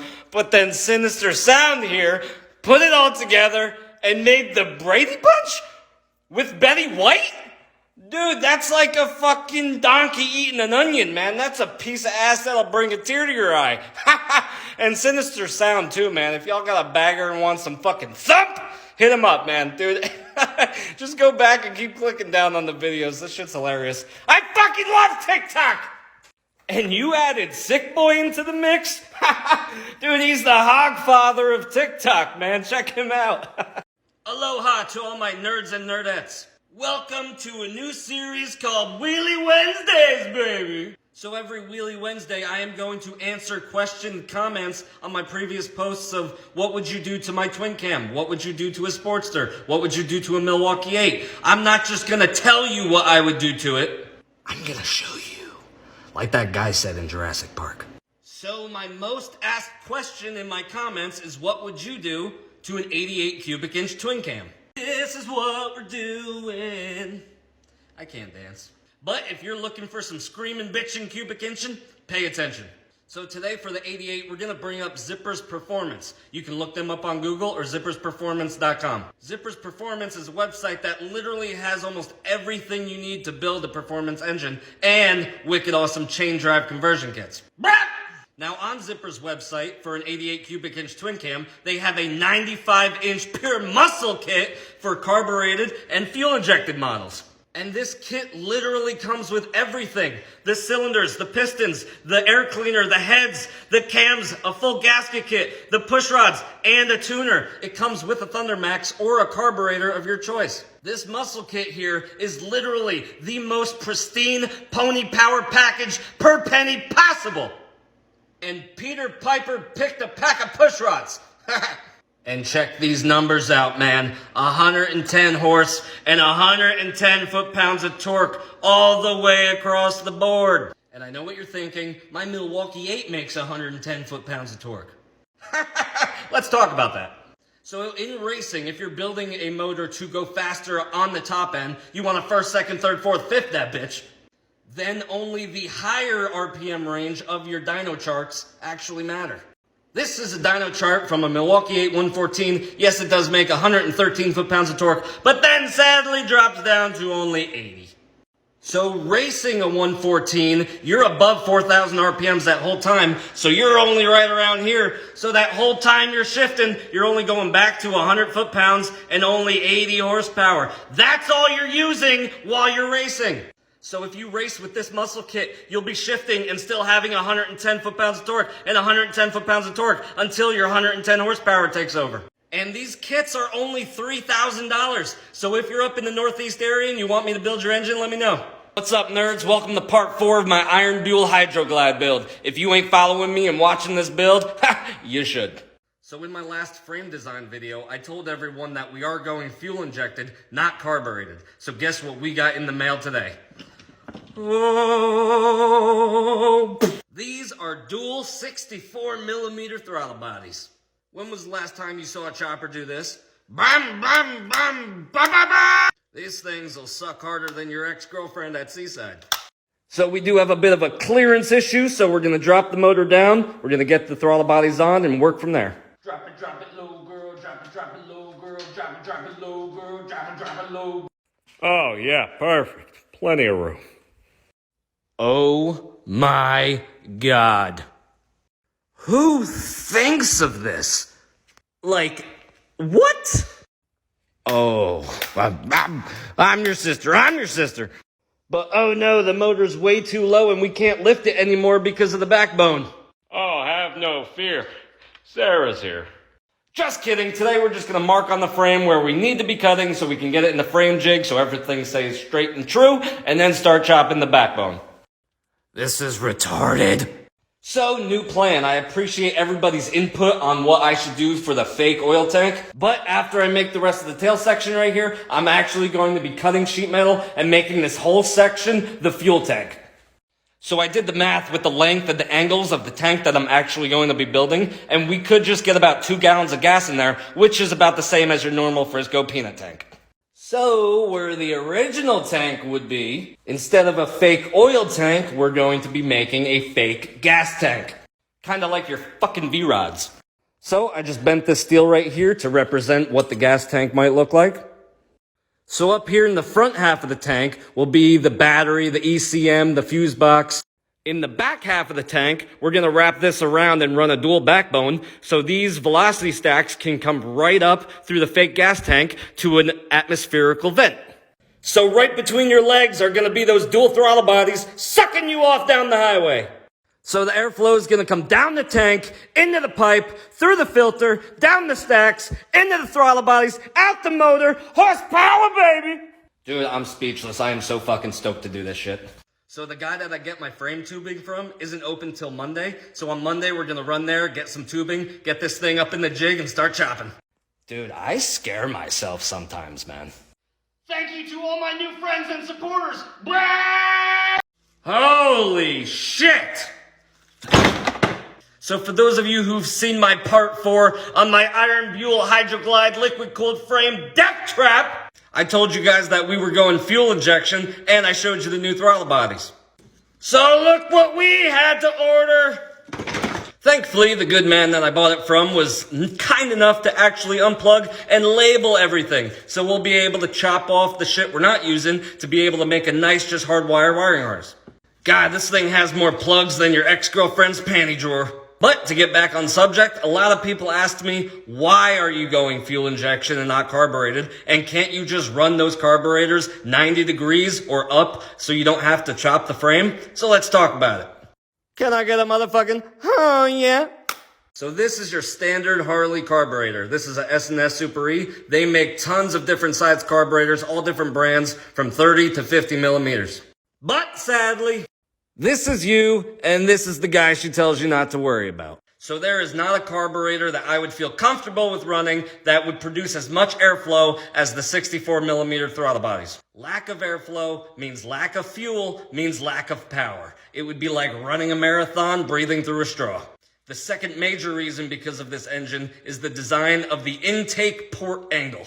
So the way that Harleys flow air into the cylinder is in through the carb, bang a right ski down the manifold, go into the intake port, and then go down to the valve, and then into the cylinder. It's like, so this is a colored cutaway of the 1125R head. The fuel and air come down straight to the valve.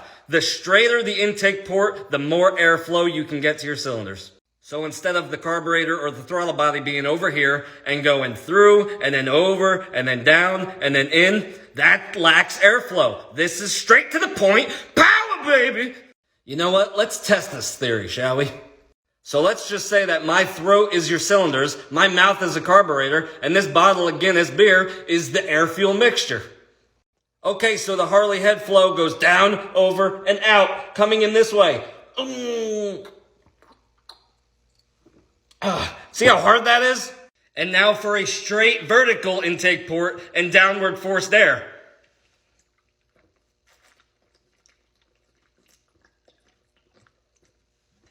See how much easier that was? I love science! I bet if science was this cool in high school, y'all would have paid a little bit more attention. So if you are following my series of me taking a 150 horsepower Buell 1125R motor and sexually assaulting it into a 1979 Ironhead frame, then on the last episode you would have seen the rat's nest of the harness we had to order. And for those of you in my comment section who said, ew, wiring, good luck. Dude, you don't need luck building performance choppers. You need a sawzall and whiskey, and I happen to have both. And I actually happen to have 3 things that the normal human doesn't. 1, I actually know what I'm talking about. I don't just tell you, I show you. 2, I'm a fucking genius. I am a mad scientist with a higher IQ than your ex-girlfriend's body count. And 3, a big white wall. Now, why is a big white wall important? Because we are going to be hanging and spiderwebbing this harness up there so we can see what we're keeping and what we're cutting off. This is like Christmas for nerds. Alright, let's see where we should stow. If I ever see anyone using electrical wire ties on a motorcycle, it's called solder, baby. Okay, here we go. Don't try this at home, I'm a professional. That's a strong fucking staple. Oh shit, where are my manners? Safety second. Man, this harness is heavier than it looks. Kind of like a prom date, so we're gonna use some Gorilla Tape instead. Chopper Josh's Garage, brought to you by Gorilla Tape, for all your Gorilla Taping needs. There's a fucking lawsuit. It's beautiful! Okay, so this is kind of the harness that we're working with. Y'all wanna see the wiring harness off my kick-only Shovelhead? This. Oh, God. What do we got? We got throttle position, need that. We got map sensor, we got ignition something, we got fuel pump. ECM, probably need that. Blinkers? Chopped. I bet y'all seen this under your Harley seat. This whole pubic patch not even labeled, so chopped. So we're gonna chop up this harness and get rid of a shitload of wiring we don't need. Tune in on Tuesday for part 5. Well, it finally hit me this morning. And now it makes perfect sense. Y'all remember them kids back in the day who used to put them loud fart can exhaust systems on their Hondas, and they all thought they were faster than everyone just because they were louder than everyone, and yet still slower than a minivan? Well, all them kids are older now, and they all bought brand new Harleys. It's a shame. Oh my God, guys. So I'm in the process of part 5 of my Iron Buell Hydroglide. I'm going to be posting part 5 tonight, so look for that. But I just went through my laptop, and I found a video of the last time I ran my Pro-Charged drag engine in my Softail. You guys have to hear this, man. You think your cam hits hard? Watch this.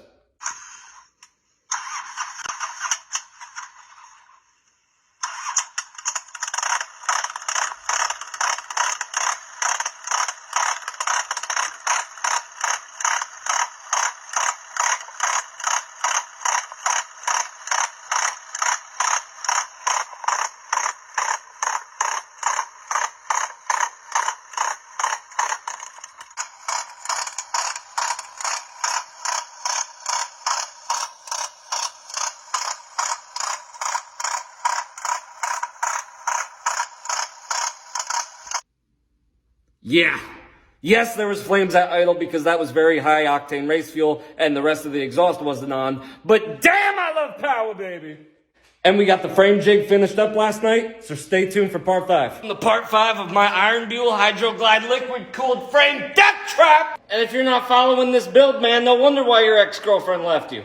Check us! So for tonight's part 5, we are going to be removing the engine from the frame, disassembling the chassis, and then getting the frame up in the jig and start chopping, baby!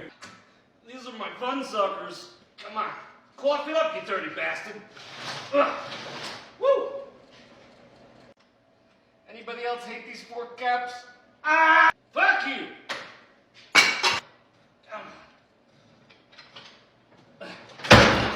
Ooh! Ah! Come on!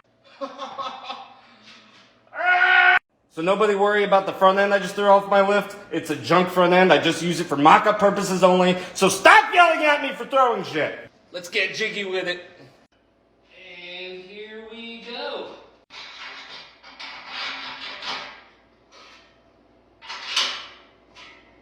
Oh, it's beautiful. All right, man. So before we get the motor in, I'm going to clean this up, chop these off, clean this up, just so everything's ready to go for when we get the motor up in there. Oh, long time no see. I wish you would step back from that ledge, my friend. Alright, man, so we got this cleaned up a little bit, got that taken care of. We're gonna leave this just in case we need this in the long run, and semi-flatten that out. It is time. Everything the light touches is your kingdom. Alright, man, don't try this at home. I'm not a Boy Scout, but I ate a brownie once. Holy shit! Fucking hell, dude. Now, unfortunately, man, now it's the hard part. So we got the laser out now.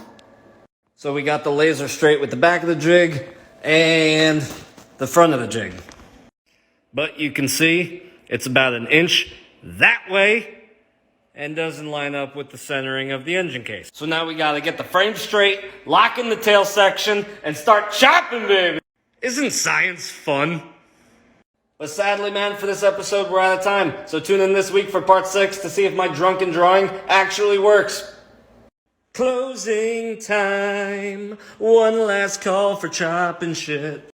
Alright, guys, so I just finished up my part 5 of my Iron Buell Hydroglide liquid cooled frame death trap. And nobody's fucking here to pat me on the back, so I just wanted to gloat real quick. This frame jig is made out of 2-inch square. So we have a perfect 1 inch on the back and a perfect 1 inch up front. And that's pretty damn good too. Diggity, diggity, dead center of the seat bolt. Right up the center of the damn engine cases. What's half of 6 3/4? 3 3/8. And I have nobody to show how good this came out. Hey, Shovel Pan, that line was straight as fuck. I'm gonna go buy myself some ice cream. So since everybody has an opinion about the new price tags, let's talk about it. $22,000 for a brand new motorcycle is not a bad starting price. If the dealership keeps it around $22,000, or if it actually came with everything. What do you mean, come with everything? Well, the number one thing about a touring bike is obviously the radio and the speakers. That it doesn't come with. But don't worry, Harley already has a Rockford Fosgate system for that bike for a low price of around $1,500. And they kept the very weak design of the MIG controls on it, so if you're anything over 5'11", you're probably going to have to get the 3-inch forward extended ones. But don't worry, Harley can sell you them for around $500. And now you are going further, so you do have to take your wife on the back, right? Doesn't come with a back seat. But don't worry, Harley's going to talk you into about another $500 seat. But once your wife or girlfriend sits on that new expensive seat, where's she gonna put her feet? Because the damn bike doesn't even come with passenger pegs. And you know damn well you're not gonna buy the stock ones, they're gonna sell you the freaking $350 ones that are hanging up on the Screaming Eagle wall. But those saddlebags aren't big enough to fit both of your luggage in, right? Oh, trust me, they will get you to buy a quick release tour pack. So for about $3,000 over asking price, you could probably have a pretty good touring bike to go further and faster. Oh, that's right. Let's talk about faster, shall we? Oh, that starting price is worth it because it comes with the 117. So tune in tomorrow for Wheelie Wednesdays where I tell you why the 107 will take the 117 to Applebee's for breakfast, lunch, and dinner. So no, $22,000 for a touring Softail would not be a bad price. But all these extra upgrades, you will be around $26,000 before taxes. And I never thought I'd say this, man, but if you're up around $30,000 for a Softail, you might as just buy a bagger. Do you guys want to chop up a bunch of pipe to make a custom frame? Me too! Let's fucking build shit!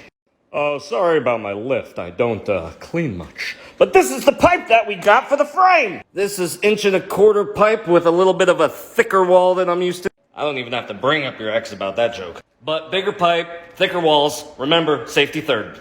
So for those of you who haven't seen my frame design video, fuck off. For those who have, you remember that it's going to semi be looking like this. So let's start chopping, baby! So since I'm limited to only 3 minutes on this video, we might only get to these first 2 parts because we're going to start with the engine, and then once it's bolted to the engine, then we're going to go to the front of the frame, and then the back of the frame, and then after that, build the rest of the tail section. Capiche? Alright, let's see what we got. Alright.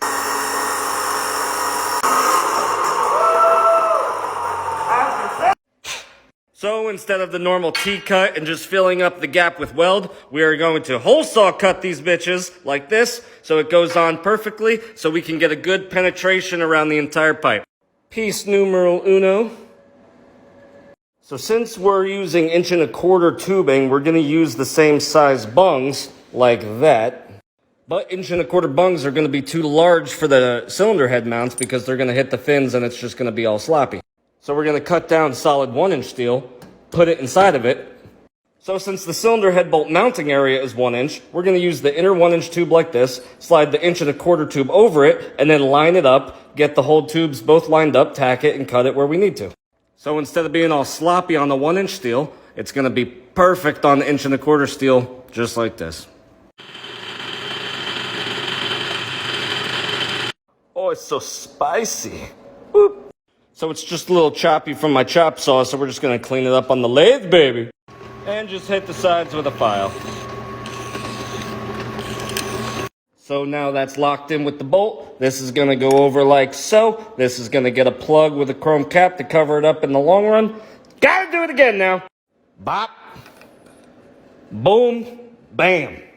Moment of truth if my measurements were correct. Oh, it's beautiful. Fuck yeah. Let's get the welder.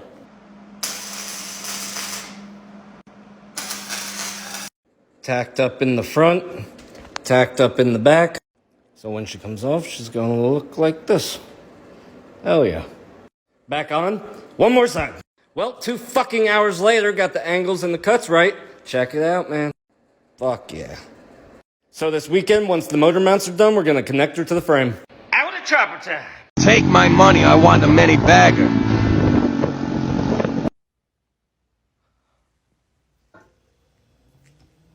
Should I?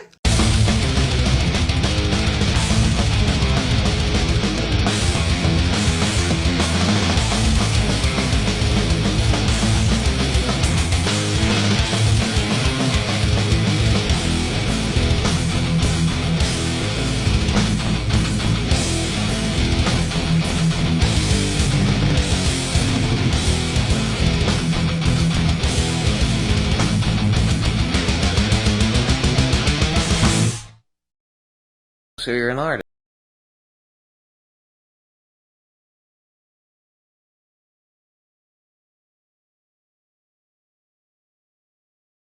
To your best friend or your ex-girlfriend who isn't following me. Because in February, if I get 100,000 followers for people watching me put this Buell 1125R motor into this 1979 Ironhead frame, then we are going to start a Choppertime YouTube channel so you fucking nerds can get 20 to 30 minutes a night of Choppertime instead of a limited 3 minutes. Let's fucking build shit. So I didn't get this side's bottom half on yet because I'm lazy. So today we're just going to work on the down tubes to the neck. So the bottoms are staying off. Kind of like your ex-girlfriend at spring break. So this down tube is going to come down, over, and down. Kawasaki! Macaroni with the chicken strips? Oh! Wrong, wrong, wrong. Finally. So this 10-inch piece of erectile dysfunction took me fucking 2.5 hours to make. Why, you might ask? Because I'm a fucking perfectionist. And I'm out of my meds! For you bitches who think that this shit takes a half an hour because you watch it on Discovery Channel, you're wrong! 2.5 hours! Imagine how long that one took. So it's got a whole bunch of dings and crinkles in it from my shitty vise and pipe bender, but that's what bodywork is for. Dun, dun, dun, dun, dun, dun, dun, dun, dun. Oh, yeah. Fucking welder's not on. Idiot. Look. Oh, the welder is my cock. Oh, it's beautiful. Meow, baby.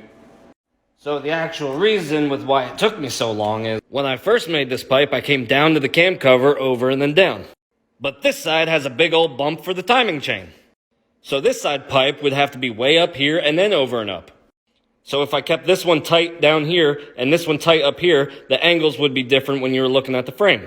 So now we did that good old gap, so that when we do this one, the bend will be right there.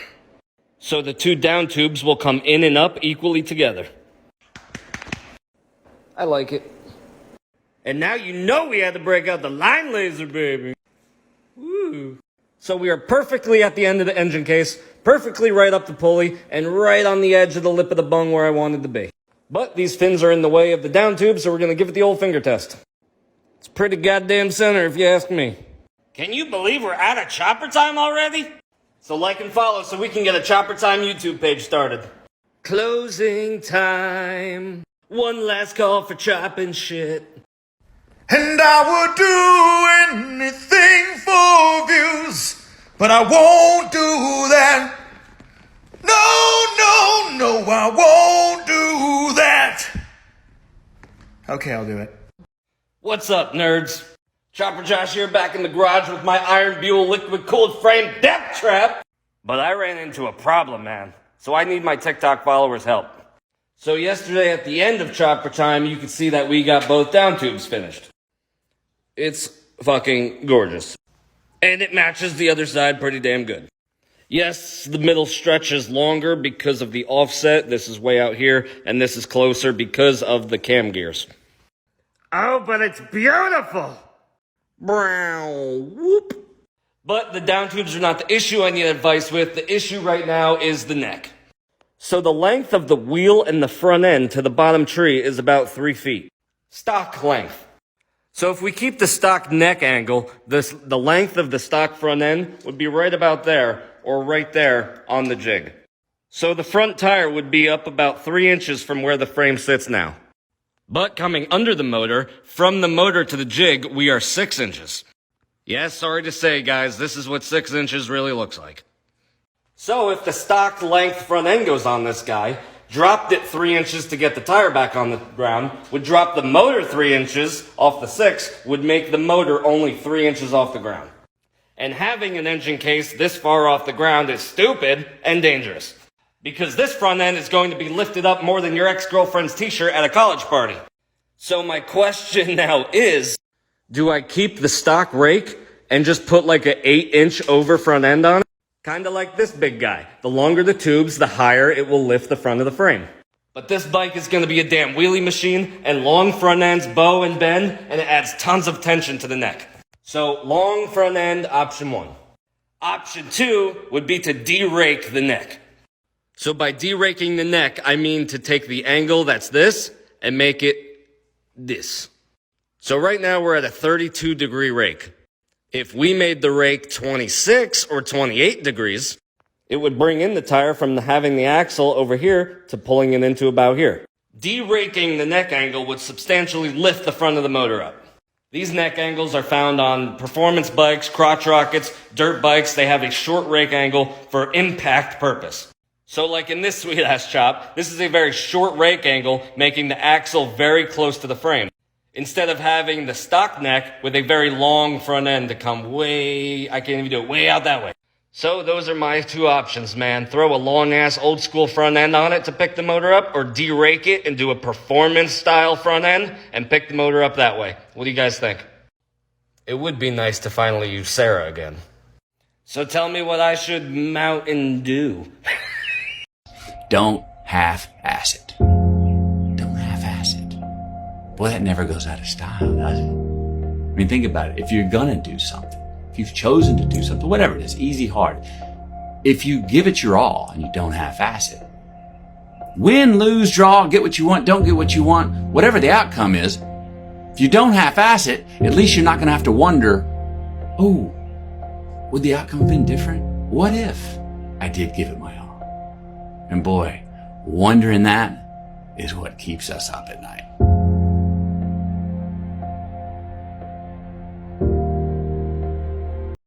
Oh my God! I'm sorry, everyone. It's not chopper time, but let's chopper talk. Look at my new sweet light.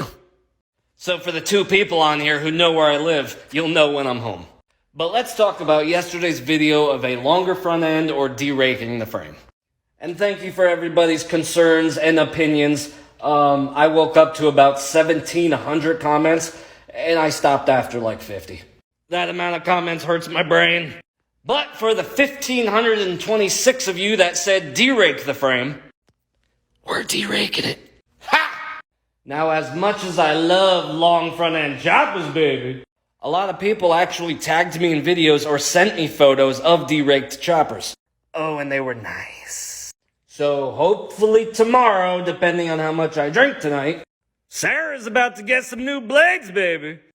We're gonna bust all these tacks off, cut here, and take the whole front end and do this. And I'm going to leave the backbone attached because as that moves forward, this is actually gonna pick up. And this little line right here, I measured this is the height I need to clear the throttle bodies. So if I derake the neck down, it's gonna lift the bottom half of the backbone up, possibly giving me enough room to fit my throttle bodies without having to do my stupid dual backbone idea. Woo! So as for now, that's the plan. I am so excited yet nervous at the same time. But that's what building custom bikes is all about. It's only stupid if it doesn't work. So then this will obviously be able to stay the same. The cage on both sides will be able to stay the same. Then I could just make the center portion of the cage weld right up to the backbone. With all my pretty little cut angles that I'm gonna be doing. Fucking bike's gonna look like this. Dude, people who are not watching this build are gonna see this bike one day this year and they're gonna be like, what the fuck is that? So thank you to all my new friends and followers who love this build as much as I do. And for those of you who still think this build is stupid, I hope your sister gives you chlamydia. So please remember to tune in tomorrow night to what might be the most sketchiest episode of Chopper Josh's Garage to date. Oh, guys, and besides the nitrous kit that I ordered, guess what else I bought? So this is me week 1 of following Logan rides on TikTok. I was never really a fan of stock bikes anyway. This is me, week 2 after following Logan rides on TikTok. And I just sold my Y-Glide because it has forward controls and a skinny front tire. And if you ride like that, then you're an idiot. This is week 3 of me following Logan rides on TikTok. And if your bike doesn't have an HPI 2-in-1 exhaust system or carbon fiber on it, clapped. So use my promo code to get 10% off your next purchase. Welcome back! What's going on, nerds? So if y'all caught my part 1 and part 2 of me deraking my frame today, I appreciate everybody's input. But I'm in a bit of a pickle again. A spicy pickle. Now, I will be finished up with the frame on this beast within the next couple weeks. But I still don't know what style of chopper to build. And I know everyone's vision of choppers are, long rakes like Easy Rider choppers. But anything in my eyes that you chop up to build is considered a chopper. So what kind of bike should I build this beast into? The 60s and 70s style of vintage chopper that everyone knows? A tracker style, like my green bike in my Grinch video I pinned? A club style chopper, if that's a thing? MX style chopper, on and off-road use? A XR style chop, something like Evel Knievel would jump? An XR 1125R R. So let me know, guys, what style should I build? I want my daddy! I want your daddy too.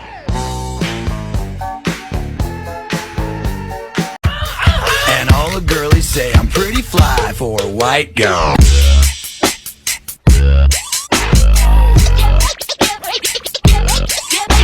Is this turning into maybe a near-death experience? Possibly. Does this add to the adventure? Absolutely. Warning, the stunts you are about to see are performed by professionals or under the supervision of professionals. TikTok and the producers must insist that no one tries to recreate or reenact any of these stunts or activities. Fuck! It's chopper time, baby! I guess I have to say that now.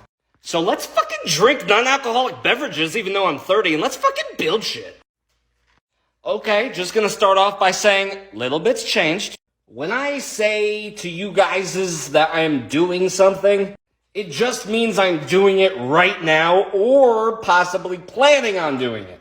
Nothing is set in stone. That's the point of building a custom bike. Nothing is step by step. I changed my mind more than your ex-girlfriend changed her cell phone password. Now I'm talking? So let me just show you a little bit about the bike that changed last night. Me and my good buddy Anthony were not drinking alcohol last night and talking about this build. But if we were, this is what would have happened. I did the math last night on the overall center of gravity on this bike, and I was 2 inches off. So we had to slide the motor 2 inches forward. But then I did more math of the stress that would put on the front suspension. So all we had to go was from that old 2.5 inches down to only 2 inches. So it actually just dropped the motor a ½ inch. Center of gravity of a bike going this way equaling the center of the gravity of the bike going this way makes a fucking bike go that way really quick. My Bill Nye side will explain that in another video. So these 2 down tubes that y'all saw me make are garbage. I'll make them again this weekend. But good news, I chose what style.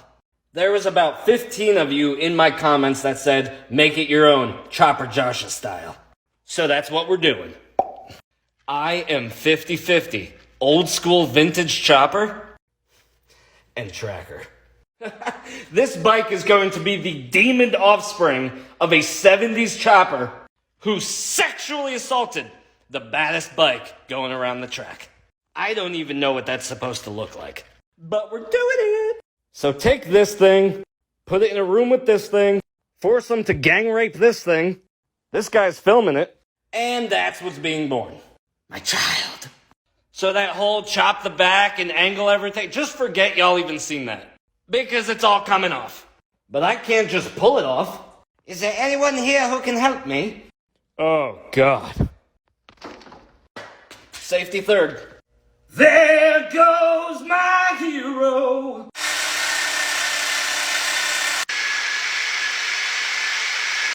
Oh my God! Is it even an iron head anymore, bro? Yeah, it is. The VIN on the neck says so. So tune in next week, B-words. We're building a tracker frame. I don't want to talk about it, but let's talk about it. Do not use your grinder as a microphone while you're singing Journey at the top of your lungs while the blade is still spinning. Okay, now that that's over with, let's talk choppers. I mean, I think it actually looks better. I don't know, ask your ex. So I know when you guys love when I say this, but some things have changed. And right now, I am going to have to 100% apologize to all my friends and followers for lying to you. Because as of right now, I can no longer use the stock iron head neck.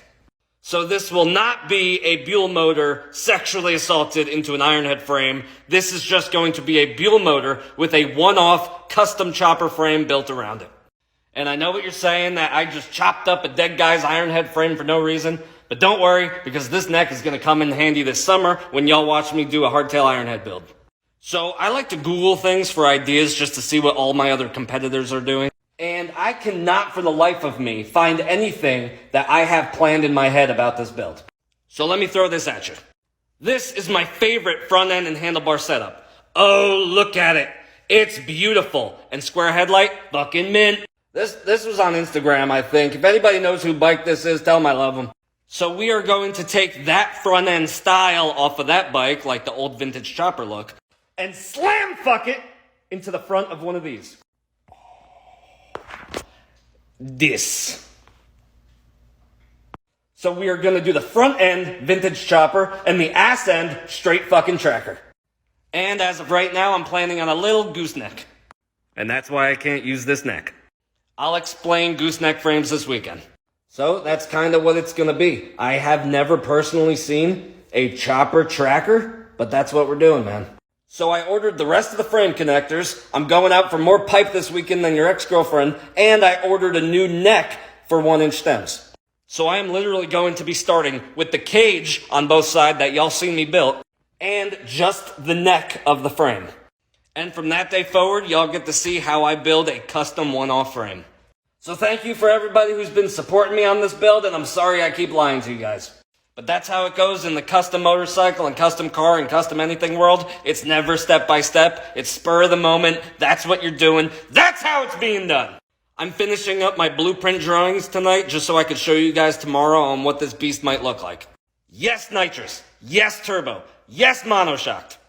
So man, until next week when all my parts come in, keep it sketchy.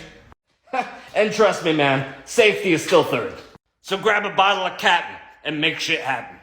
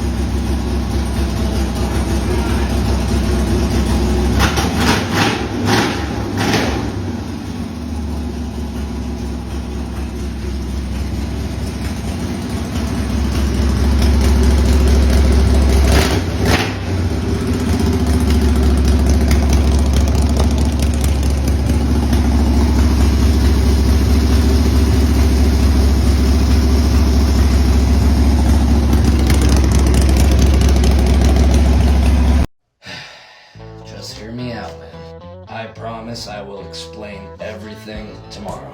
Oh boy. Okay. Different Harley sounds and what they mean.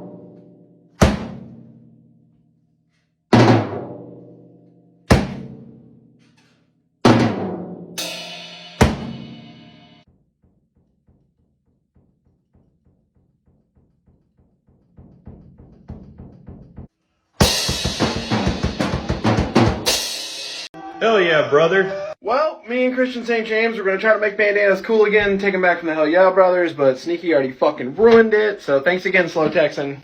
I'm Chopper Josh, and I'm Trapper Josh. Now, I'm Josh, and I build pretty cool shit. So if you like custom-built motorcycles, then shoot me a follow. I swear it's just Coke. Know what I'm talking? And if you don't like custom motorcycles, then please start a landscaping company and hire me to go trim your ex-girlfriend's bush. So let's talk motorcycles, shall we? I'm not the one who's so far away. So if you're new to my page, don't even bother going back on my profile and checking out my old content, because none of it even matters right now. Except all the parts about your ex-girlfriend. That matters. So for those of you who care about my newest and latest build, here it is. For those of you who don't, then f*** off. So some of you now are probably wondering, what the f*** is this thing? And if you do go back to my second to last video I posted today, it will explain some of the models that this is made after. I got models, baby. Oh, my camera fell. So everybody knows I keep it spicy and I change up my opinion almost literally every day. So as of right now, this is the plan. Oh, and how selfish of me. This is my 2008 Buell 1125R motor. It makes about 150 horsepower, but by the time it's nitrous and turboed, we're gonna pull about 210. More power, baby! Sorry guys, I did a lot of coke today. But for as of right now, this is the latest chopper/tracker designed. Chopper! Not sure about the front end yet. Could be inverted, could be standard. This style of cage is the same we're doing on the motor. About 4 inches stretched on a swing arm. Carbon fiber wheels. Custom made seat, hopefully upholstered by one of my TikTok friends. Sweet ass custom handmade gas tank. And this pipe everybody was wondering about, that T right there stands for turbo, baby. So since we are going to be doing a dual backbone, there is going to be about 1.5 inches of space in between the two backbones. Hence where the intercooler pipe or the charge pipe, whatever, will be going into the gas tank and down into the throttle bodies. So gas is still going to be in the actual gas tank, but it's going to have a hollowed pipe in the middle of it for the intercooler. So I apologize for running so fast out of time. I got a spicy little number I got to go out and help tonight with her lawn care. So tune in tomorrow on more details on this beast. So how come you say Merry Christmas on a day when most people are happy, but you say Happy Valentine's Day on a day when most people get married? Whack, bro. Dear Allie, will you be my Valentine this year? Circle yes, no, or maybe. XOXO, Chopper Josh. I got a shovelhead, you wanna fuck? Now this right here has to be the most truthful comment to my social media career to date. And I 1000% agree with you. If you built it, then you get to say what it is. Just like when my dad calls me a mentally unstable mistake. My parents made me, so technically I gotta agree with them. Plus, you know. Now I know my current design isn't everybody's favorite flavor of piss. And it's not a raked out hardtail, bro. It's not a chopper. So let's see if you're man enough to tell these people what their bikes are. First up, we're gonna start with Larry from Lone Star Choppers. This outstanding XR style shovelhead chop handmade beast. Custom frame, custom body, custom headwork design, flat tracked animal. Kicking ass and taking cash all over the country. You gonna tell this man what his bike is? No. And we can't forget about the pop of chop from West Coast Choppers, Mr. Jesse James himself. He designed and built this amazing piece of craftsmanship against the OCC boys and the ass monkeys on Discovery Channel. Custom frame, custom handmade gas tank, and a custom CNC'd cam cover motor mount? What? And a custom primary motor mount? What? And my man, I lost your comment, but I saw it. Jesse James did get scammed. He was the only person to hand make a motorcycle for the street on that show. Hands down, should have won. But, yet again, are you gonna tell this man what his bike is? Nah. And we can't forget Discovery Channel's favorite mustache, Mr. Paul Sr. from OCC. I don't know what the hell he was on, but this is what they built. This absolute slammed snowmobile flamethrower death trap with more flames out the tip than your piss after hooking up with your ex-girlfriend again. I don't care what anyone says, I would rip the hell out of this thing. But, yet again, you seriously gonna tell this man what his bike is? Nah. Every bike is unique, every bike is different. If you built it, then you can call it whatever the hell you want. Except for Sarah, because I'm patenting the name for my Sawzall. So my build might not be a 1970s Easy Rider chopper that everybody knows, but that's not the only style of chop. The word chopper is a build and a style. So I know I'm not as pretty or as scary looking as those guys, but please do not come on my page with your Honda Shadow and try to tell me what I am or am not building. Leave a nigga humble like them, can he drop? Cause really we can rumble like Jackie in the Bronx, we gon' Ha! But now that you guys are here, you might want to listen to this. By the way, how you doing? So do you guys remember the biker build-offs that used to be on Discovery Channel back in the day that I talk about?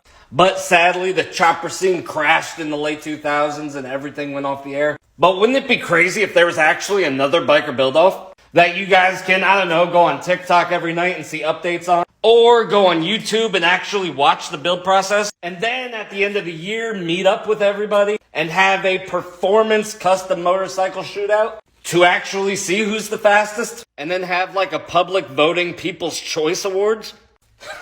But I wouldn't, be like planning that out with my other TikTok builders or contacting YouTube about it. But let's just say this Friday night, if you're sitting home around 8:30, you might want to check my page. And give this beautiful woman a follow. What's going on, you beautiful prosthetic prostitutes? Quick question. Are my videos funny? Maybe. Are custom motorcycles cool? Absolutely. Is my lip syncing and pelvic thrusting a 10 out of 10 on your ex-girlfriends I wish I had this? Absolutely. Is everything about my life a joke? Pretty much. But there is one thing not to joke about, and that is your motorcycle not starting when you're leaving for Daytona next week. So come join me getting this beast running faster than your ex-girlfriend when she thought Dick's Sporting Goods was a strip club. Are you like me and don't use a battery tender over winter? Then step one would obviously just be replace your battery. But does it sometimes still click or have trouble starting? Let me show you one of the possible causes. Now down on every Harley, you can see the starter back here behind the transmission and this beautiful 3-bolt housing. But now on my chop and some custom motorcycles is a push button starter. So no housings, no keys, just like all them famous rappers say, push to start. And that right there is the 128 connector where the power lead from the starter button would go. But since I'm a fucking gangster and I run minimum wires on my bike, push button, way to go. But let me show you what's behind these covers, eh? God, this thing's more ratchet than a BYOB strip club. Okay, oh yeah, and first, remove your battery always before you do this. Or don't, whatever, your choice. Oh, baby. And this beautiful little peacock right here, I call the starter plunger. Oh, no. So, long story short, that's the power lead from your battery, and that's the power lead to the starter. Once you hit the start button on your controls, it sends this bad boy right here some power. Then obviously it feeds power into the starter, magnifying the two leads, sucking this thing in harder than you know what. So no power to starter, you hit your starter switch, boom, this thing goes in, and this circular edge right here connects those two leads, sending 100% battery voltage down to your starter when needed. But you can see on this side lead, it doesn't really have any marks, and this side lead, you can see a little groove starting. So that would be an uneven groove connection. Hence why you can see all the arcing on me plunger. Now, do you have to pay $575 to replace the entire starter if these go bad? If you go to a Harley dealership, absolutely. If you or your buddies do it yourself, $42 for a solenoid repair kit. Out with the old, in with the new. Now just take a little bit of a heavier grit sandpaper to the inner circle. Now it is copper, so just be careful with it. A little message for the next person who has to pull it apart. A little dielectrical lube. Do not forget this spring. Back in your hole, hooker. Now tighten these little guys till they snap. Reinstall your battery. And hit that start button, baby. One step closer to Florida, baby. So just remember, everybody, that 2/22/22 on a Tuesday won't happen again for another 400 years. So make tonight a double and take it to the bedroom twice. No, don't start with the family stuff. Like, your family's so perfect, your brother's a pervert. Don't talk to me about the sexual habits of family members. What about your sister? My sister's been through a lot. A dick? Get